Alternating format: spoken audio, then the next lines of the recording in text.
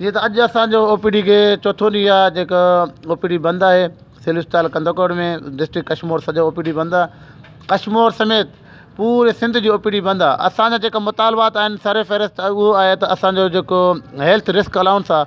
उहो जेको ॿिनि सूबनि खे ॾिनो वियो आहे पर बदकिस्मती सां 5-6 ॾींहं अॻु में असांजो हेल्थ रिस्क कटियो वियो आहे उनखे बहाल कयो सर्विस स्ट्रक्चर बहाल कयो PMDC खे बहाल कयो ऐं हेल्थ जे मुलाज़िमनि खे तव्हां तहफ़ुज़ फ़राहम कयो।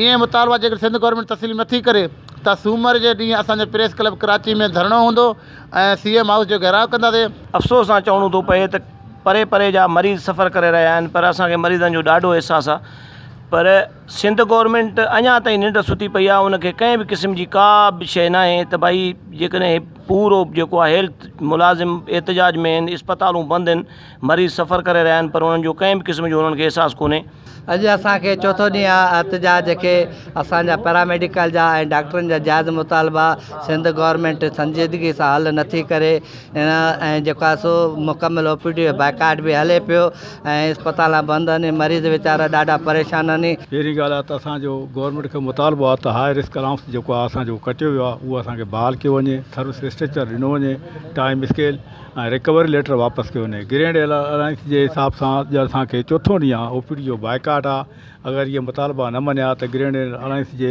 मुताबिक़ असां जेको आहे कराची प्रेस क्लब धरणो हणंदासीं पंहिंजा मुतालबा जे मंता ताईं धरणो रहंदो। जेको आहे मुलाज़िमनि जा मुतालबा ॿुधायो उन जूं ॻाल्हियूं ॿुधियूं उन जो चवणु आहे त जेकर असांजा मसइला हल न थिया त कराची प्रेस क्लब जे अॻियां एहतिजाजी धरणो हूंदो जेको मुतालबा मंता ते जारी रहंदो। होॾां जेको आहे OPD बंदि थियण जे सबबु